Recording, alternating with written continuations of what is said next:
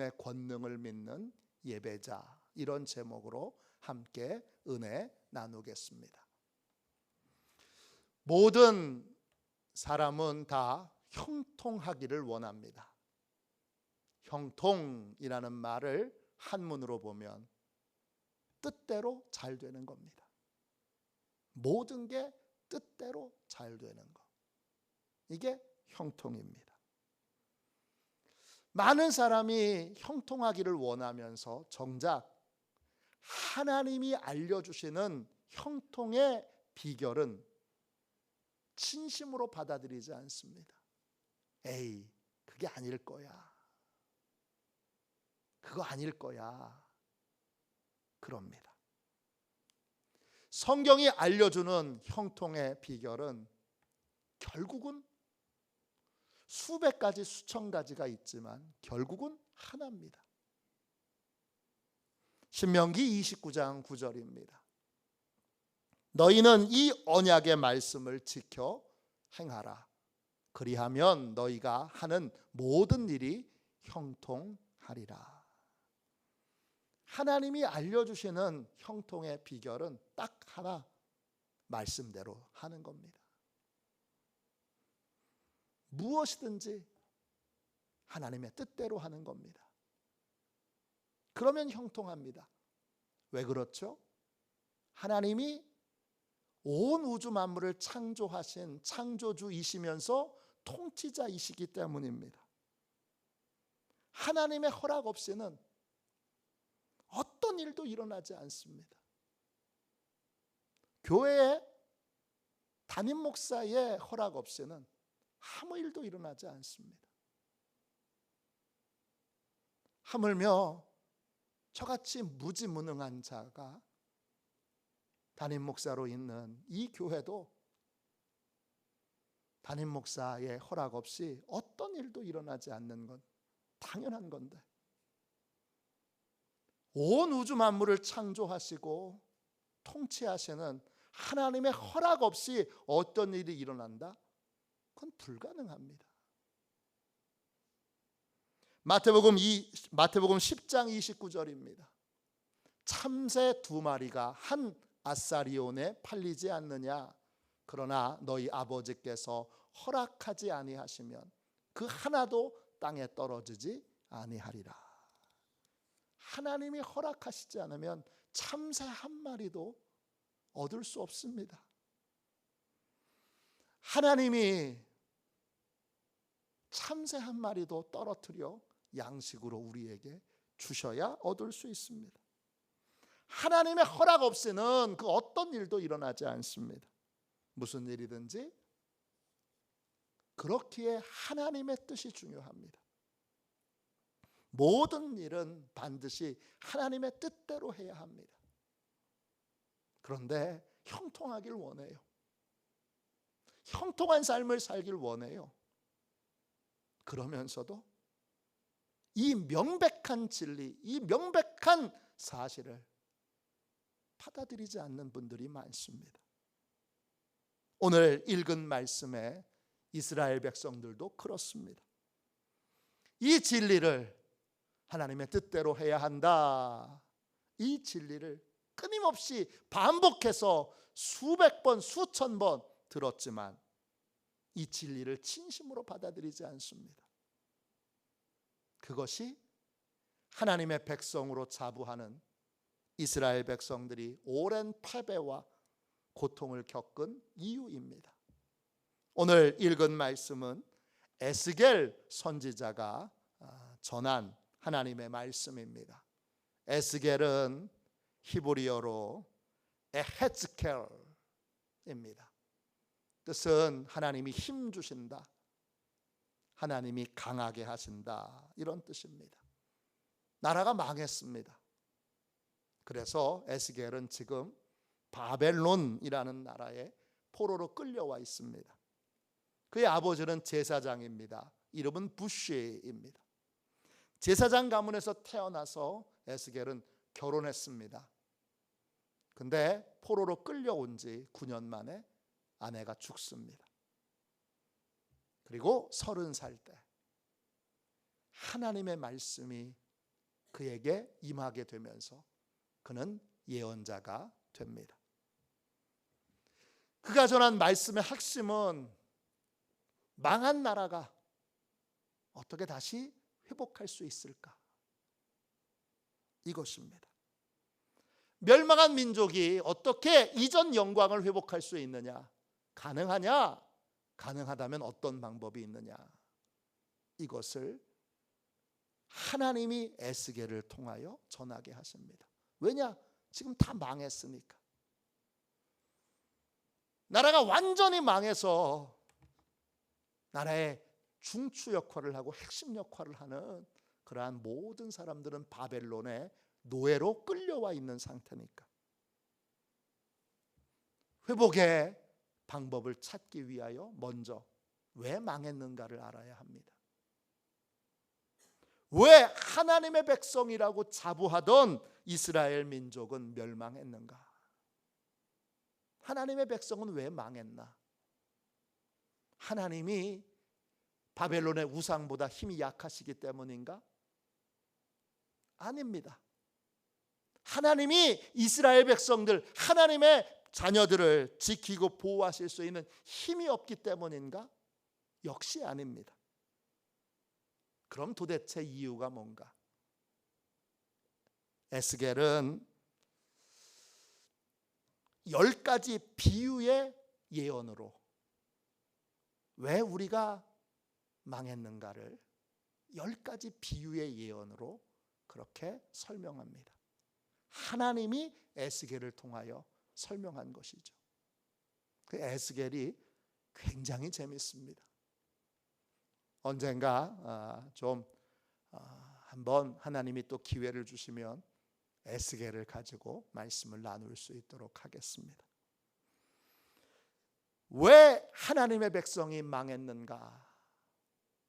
그 망한 이유 10가지를 에스겔서 15장부터 24장까지 한 장에 하나씩 그렇게 10가지로 설명합니다.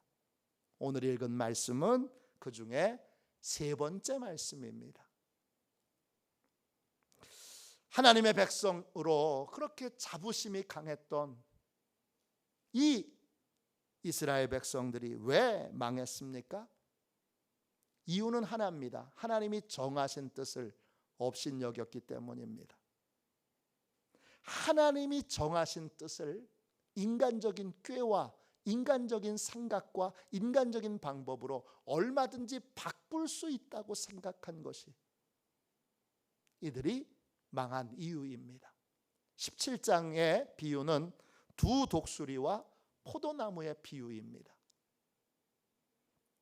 이 두 독수리는 바벨론과 이집트를 의미합니다. 포도나무는 이스라엘을 의미합니다. 하나님이 정하신 뜻은 이스라엘 백성들을 바벨론의 포로로 끌려가게 해서 바벨론에게 연단받게 하심으로 하나님의 말씀을 다시 지키고 하나님의 말씀을 다시 따르는 겸손한 하나님의 백성으로 만드는 것이 하나님의 정하신 뜻입니다. 17장 에스겔 17장 14절입니다. 이는 나라를 낮추어 스스로 서지 못하고 그 언약을 지켜야 능히 서게 하려 하였음이거늘 그랬습니다. 하나님의 뜻은 바벨론을 통하여 이스라엘 백성들을 언약의 백성으로 훈련시키는 거였습니다. 그런데 이 이스라엘 백성들은 하나님의 정하신 뜻을 여러 예언자들을 통하여 들었음에도 불구하고 하나님의 뜻에 겸손히 순종하지 않습니다. 어떻게 하느냐? 이들은 바벨론의 포로로 끌려가지 않기 위해서 이집트의 도움을 청합니다. 그들은 생각하기를 이집트라고 하는 거대 강대국의 힘이라면 하나님이 뜻을 정하셨어도 얼마든지 바꿀 수 있다고 생각합니다. 그러나 그 계획은 처참하게 실패합니다. 이집트는 이스라엘을 도와줄 수 없었고 바벨론은 이스라엘이 자신들을 배반했다는 사실을 알게 되어 혹독하게 이스라엘을 정복합니다. 에스겔 17장 15절입니다. 그가 사절을 애굽에 보낸 말과 군대를 구함으로 바벨론 왕을 배반하였으니 형통하겠느냐? 이런 일을 행한 자가 피하겠느냐? 언약을 배반하고야 피하겠느냐? 하나님이 정하신 뜻은 아무도 바꿀 수 없습니다. 인생의 모든 것은 결국 하나님이 정하신 대로 됩니다. 이스라엘 백성들은 그 하나님의 뜻 그쯤 얼마든지 강대국의 힘에 의해서, 외교적인 힘에 의해서, 내 꾀와 계산에 의해서 바꿀 수 있다고 생각했습니다. 그래서 이집트의 도움을 청했지만 결과적으로는 더 끔찍한 고통과 어려움을 겪게 됩니다. 에스겔 17장 19절부터 21절까지 말씀입니다. 그러므로 주 여호와의 말씀이니라.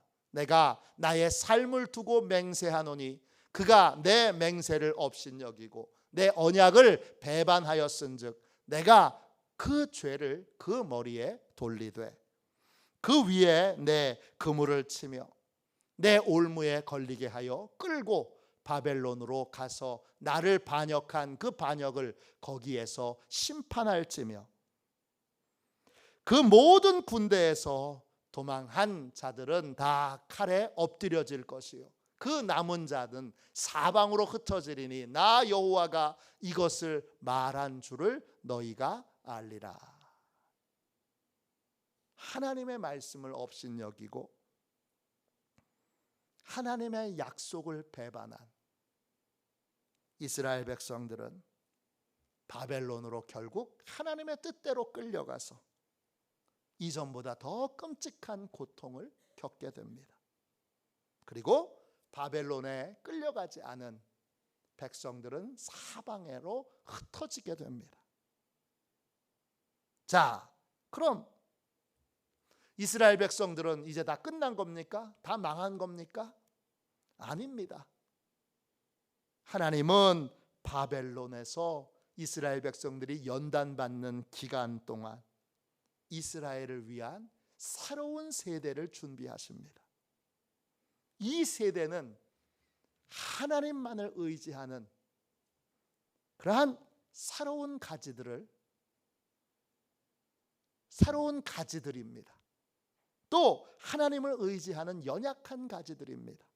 에스겔 17장 22절 오늘 읽은 말씀을 보십시오. 주 여호와께서 이같이 말씀하시되 내가 백향목 꼭대기에서 높은 가지를 꺾어다가 심으리라. 내가 그 높은 새 가지 끝에서 연한 가지를 꺾어 높고 우뚝 솟은 산에 심되. 하나님은 백향목 꼭대기에서 가지를 꺾으십니다. 그 가지는 새로운 가지고 연약한 가지입니다. 그 가지를 장차 하나님이 이스라엘 땅에, 높은 이스라엘 땅에 심으실 것입니다. 하나님은 바벨론이라고 하는 나라를 통해 하나님의 백성들을 망하게 하시지 않습니다. 하나님은 바벨론이라는 나라를 통해 하나님 말씀을 업신여기고 또 하나님의 언약을 배반한 이 세대들을 끊어버리시고 새로운 세대를 준비하십니다. 바벨론은 뭐냐? 하나님의 관점에서는 새싹을 위한 모판입니다. 모를 내기 전에 먼저 싹을 틔우는 모판을 만들잖아요. 그것처럼 하나님이 새로운 세대를 위하여 새로운 모판을, 새로운 새싹을 위한 모판을 바벨론 땅에서 만드신 것입니다. 이게 하나님의 뜻입니다. 하나님은 새로운 세대를 준비하시는데 그 세대는 어떤 세대예요? 자신의 연약함을 알고 하나님을 의지하고 하나님의 도움받는 걸 당연히 여기는 민족입니다. 하나님의 도움 없이는 살 수 없다는 걸 인정한 약한 가지, 그게 바로 하나님이 준비하신 새로운 세대입니다. 목자의 도움 없이는 살 수 없는 양처럼 철저하게 하나님을 의지하는 사람, 하나님의 말씀을 생명줄로 여기고 무슨 말씀이든지 순종하는 그러한 새로운 세대를 만드시는 것입니다. 이런 세대를 만드시고 이런 세대를 준비시키시고 하나님이 이런 세대에게 형통을 약속하십니다. 형통의 은혜를 받길 원한다면 우리는 하나님의 말씀을 의지하는 삶을 살아야 합니다.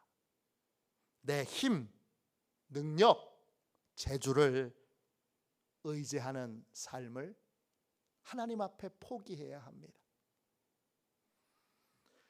그런 걸로는 형통을 누릴 수 없다는 걸 인정해야 합니다. 내가 이렇게 하면 되겠지? 이렇게 하면 될 거야. 성경이 분명히 얘기합니다. 안 됩니다. 하나님의 도움 없이는, 하나님의 말씀에 순종하는 것 없이는 형통의 삶을 살 수 없습니다. 그러니까 하나님의 말씀에 순종해야 되고 하나님의 말씀 앞에 내 생각, 내 경험, 내 지식을 주장하지 말아야 합니다. 내 생각은 다른데요. 내 생각은 다른데요. 내가 경험한 건 다른데요. 이게 패배와 고통을 가져오는 태도입니다. 하나님의 모든 말씀에 순종해야 합니다. 나는 약하기 때문에 하나님께 순종해야 합니다. 나는 부족하기 때문에 하나님의 말씀을 따라야 합니다. 그 말씀에서 내가 경험해 보지 못한 것도 따라야 합니다.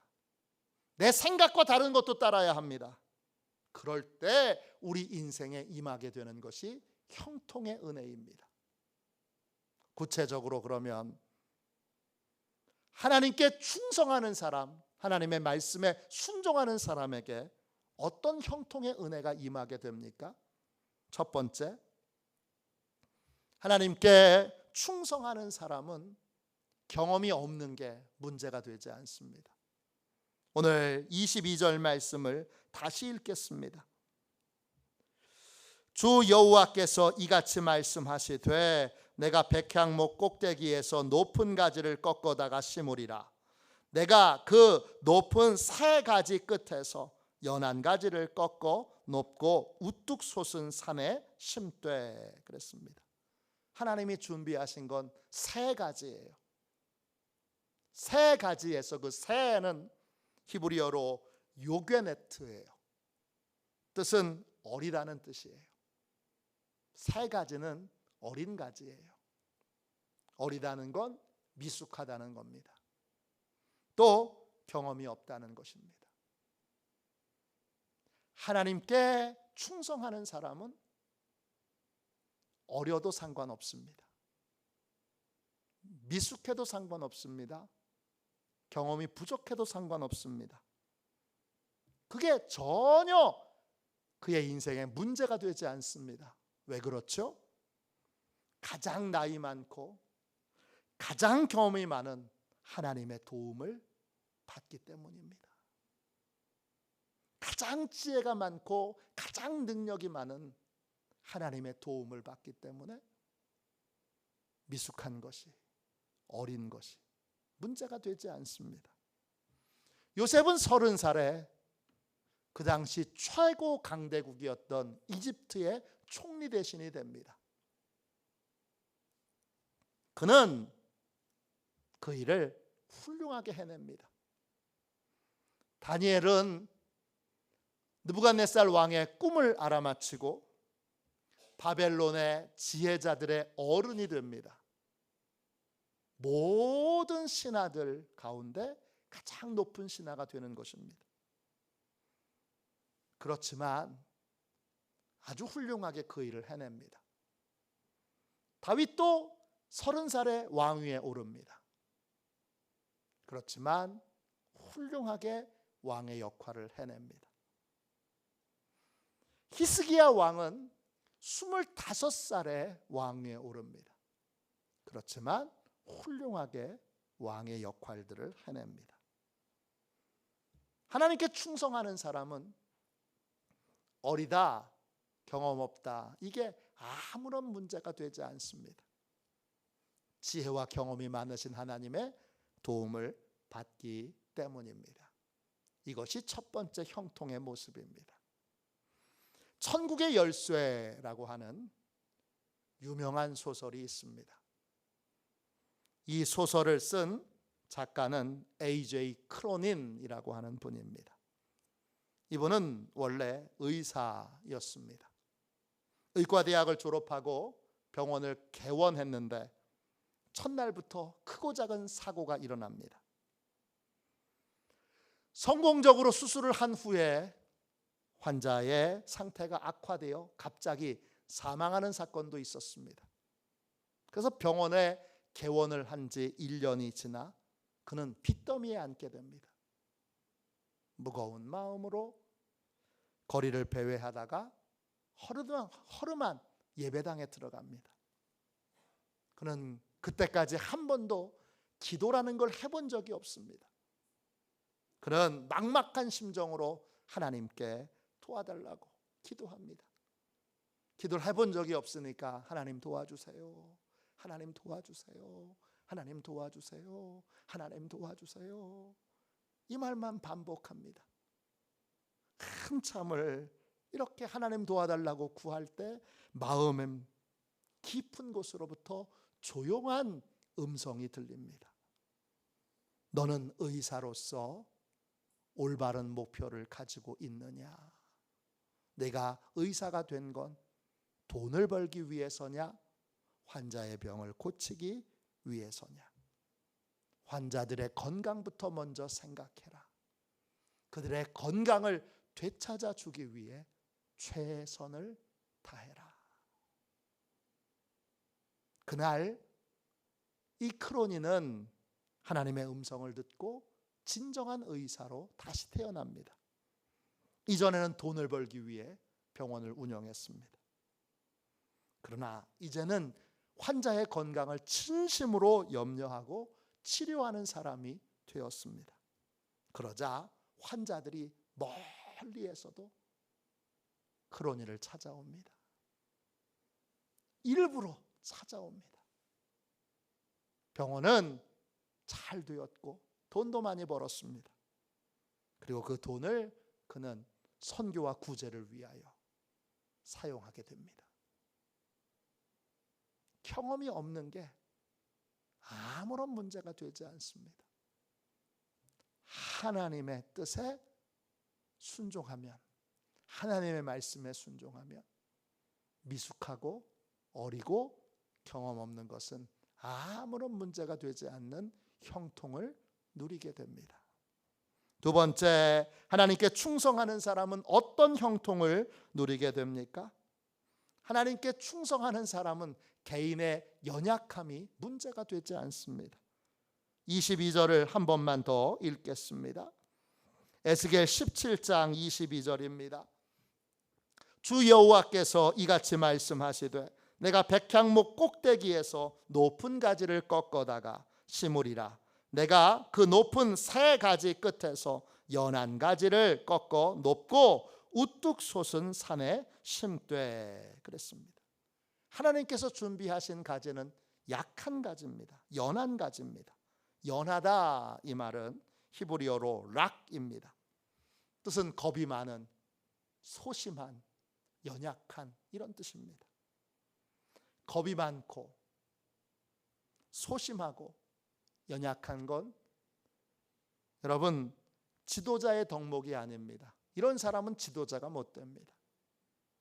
그런데 하나님께 충성하는 사람은 겁이 많고 소심하고 연약한 것이 문제가 되지 않습니다. 왜 그렇죠? 겁이 많기 때문에 하나님을 더 많이 의지합니다. 소심하기 때문에 더 철저히 하나님의 말씀에 순종합니다. 연약하기 때문에 더 철저하게 하나님의 인도를 따르게 됩니다.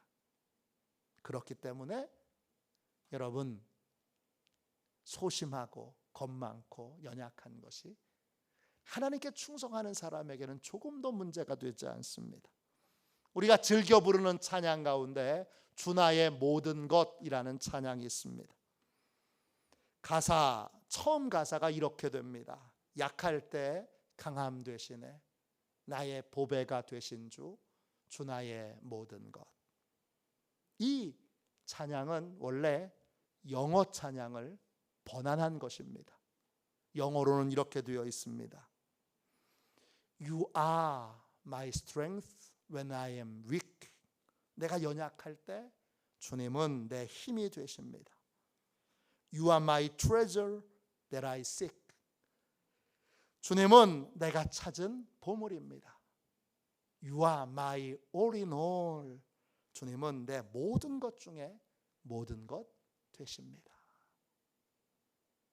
하나님을 온전히 의지할 때 우리의 연약함, 우리의 소심함, 우리의 부족함은 조금도 문제가 되지 않습니다. 겁이 많고 소심하고 연약할수록 더욱더 주님을 의지하고 더욱더 주님의 말씀에 순종하기 때문입니다.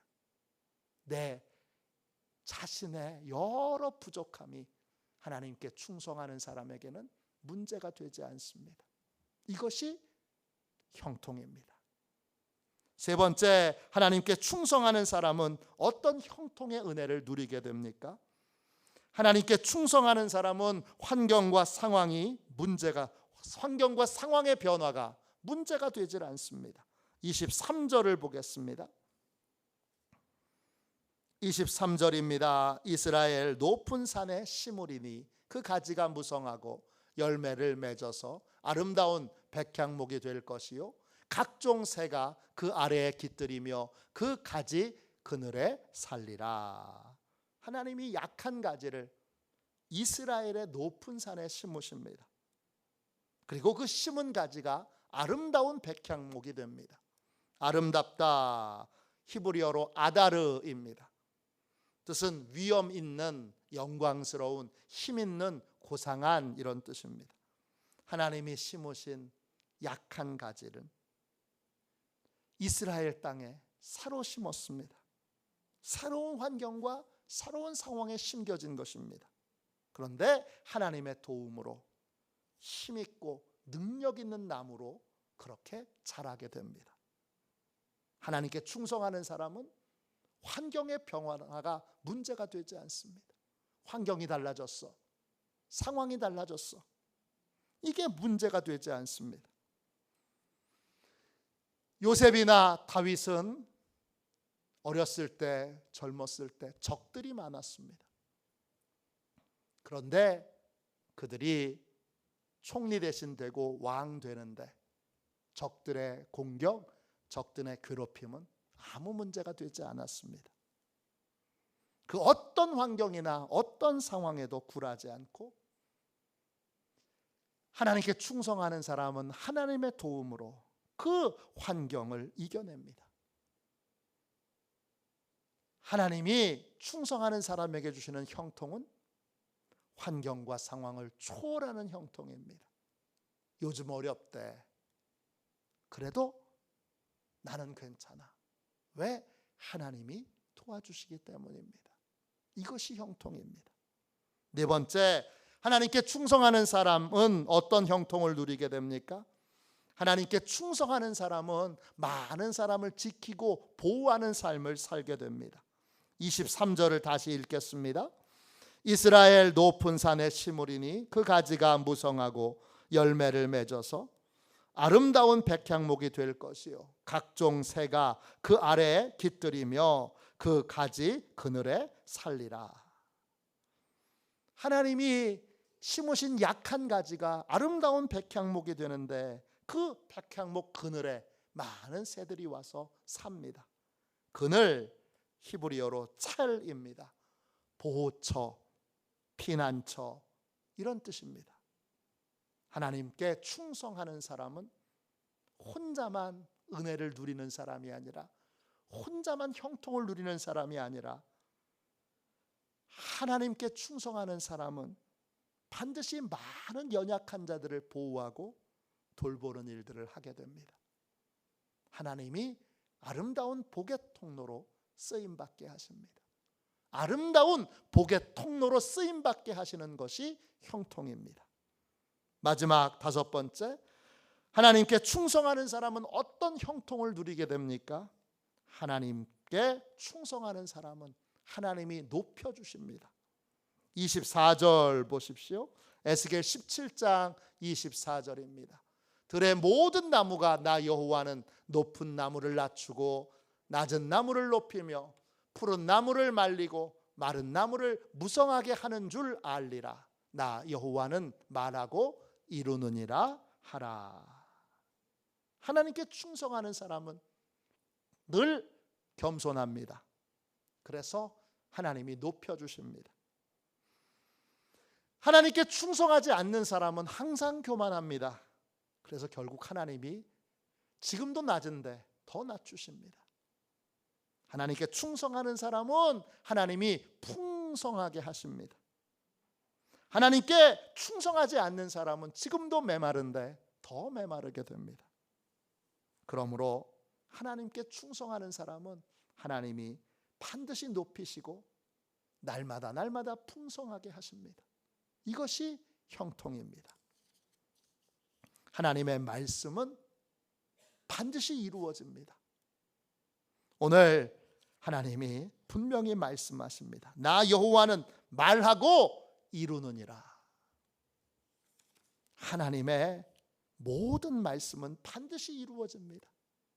그러므로 형통한 삶을 살려면 우리는 반드시 이루어지는 하나님의 말씀을 믿고 하나님의 말씀을 따라야 합니다. 형통한 삶을 살기 원하십니까? 그러면 내 힘으로 된다, 내 능력으로 된다, 내 지식으로 된다라는 생각을 내려놔야 합니다. 완전히 내려놓고 이제 무슨 말씀을 하시든지 순종하기로, 어디로 인도하시든지 하나님의 인도하심을 따르기로 결단해야 합니다.